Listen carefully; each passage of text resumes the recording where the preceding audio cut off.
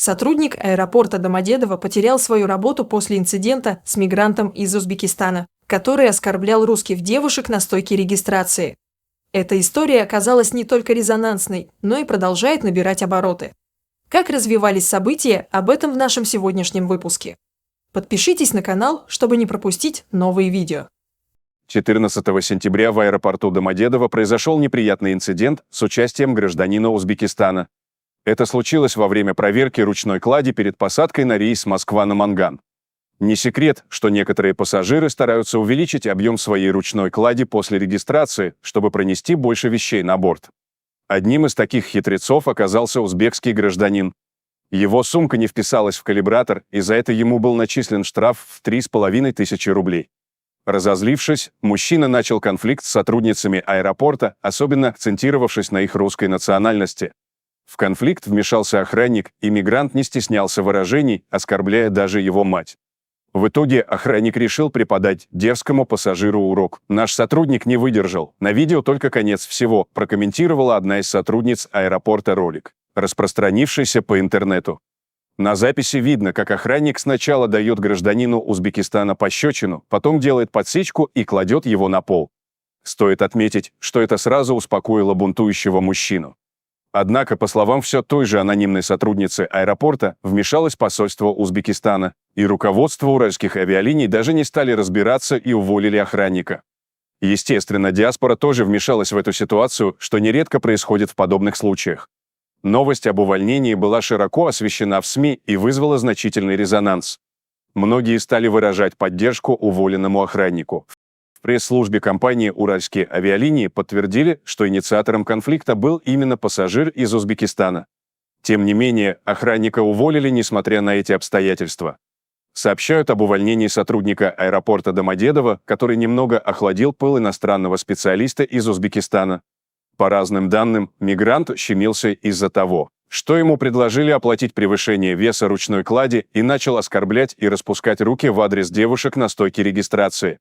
За них вступился мужчина, которого сейчас увольняют, говорится в публикации.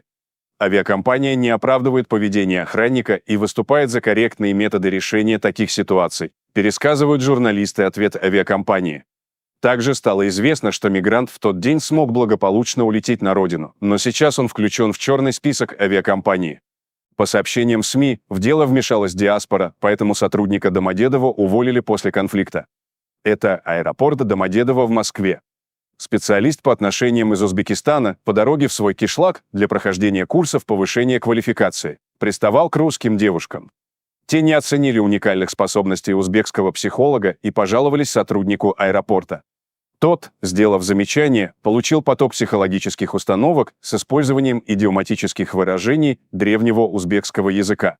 Добрый русский человек не оценил бесплатный курс психологии от азиатского специалиста. Решил взамен дать урок самбо под истошные крики болельщиков узбека. Вмешалась диаспора. Нашего парня уволили, пишут журналисты. Сотрудница аэропорта подтвердила, что у гражданина Узбекистана был зафиксирован перевес ручной клади, и он отказался оплачивать штраф, нецензурно высказываясь в адрес представителей воздушной гавани. У нас на посадке перед самолетом проверяют ручную кладь, так как после регистрации любой может ее увеличить до любого размера.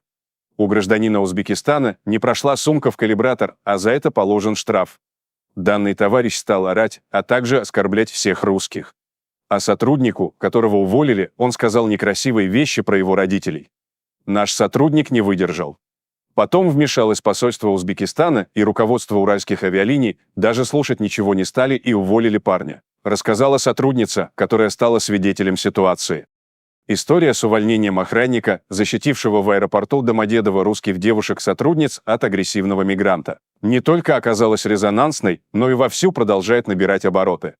Как стало известно, гражданина Узбекистана признали виновным в конфликте и внесли в черный список авиакомпании. Но охранника все равно выгнали с работы, вмешались заступники мигранта.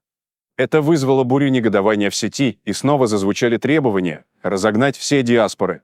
Как бы уволить всех мигрантов? Вот в чем вопрос. А сотруднику аэропорта благодарность и премию выписать, девушкам тоже моральный вред возместить, считает Михаил. Охранник просто делал хорошо свою работу, за что его уволили. Недопонимает Оксана. В общем, люди возмущены происходящим и требуют разобраться. Отметим, что депутат Госдумы Петр Толстой еще в начале года назвал существующие в России диаспоры легализованными мафиозными структурами, поскольку они покрывают мигрантов-преступников. Как мигрантов контролируют в аэропортах России? Первый замглавы МВД России Александр Горовой в комментарии журналистам рассказал, что в аэропортах Москвы будет запущена процедура фото- и дактилоскопической идентификации иностранцев непосредственно при въезде в страну. С 1 декабря в аэропортах Московского авиаузла и на автомобильном пункте пропуска Маштакова в Оренбургской области в порядке эксперимента будет запущена процедура фото- и дактилоскопической идентификации иностранцев непосредственно при въезде в нашу страну, за исключением некоторых их категорий. Мы благодарны правительству Москвы и ФСБ России за инициативу в этом вопросе. Это пока эксперимент. Москва – традиционный центр притяжения иностранных граждан, крупный транспортный узел. После апробации алгоритма правительства вместе с коллегами из ФСБ будут рассматривать вопрос его масштабирования на все пограничные переходы. Кроме того, требуется время, чтобы наладить информационное взаимодействие между различными ведомствами. Дактилоскопическая регистрация и фотографирование на границе снизят риски проникновения лиц, представляющих опасность. Совместно с пограничной службой мы практически ежедневно пресекаем попытки проникновения иностранцев в Российскую Федерацию под измененными установочными данными. После внедрения новой системы контроля это будет фактически невозможно. За прошлый год и истекший период этого года выявлено порядка 5000 таких лиц, объяснил он. Также первый замглавы МВД сообщил, что сейчас в России создается реестр иностранцев, находящихся в стране незаконно.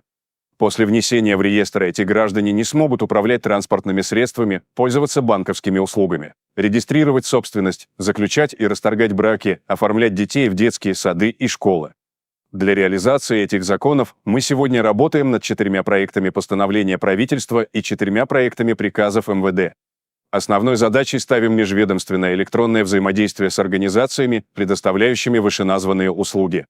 Очень надеемся на помощь со стороны Минцифры России и компетенцию наших технических служб. Мы работаем и над другими законодательными инициативами с коллегами из заинтересованных ведомств, сенаторами и депутатами Федерального собрания, пояснил Горовой. Представитель МВД отметил, что некоторые согласительные процедуры в силу ведомственных интересов иногда принимают затяжной характер. Сейчас на федеральном уровне действуют 3 комиссии по миграционной политике.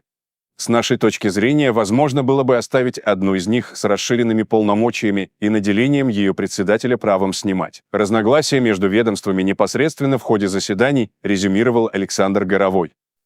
А что насчет всего этого думаете вы, уважаемые зрители? Делитесь своим мнением в комментариях и не забудьте подписаться на канал, если вы этого еще не сделали. Всем добра, всем пока!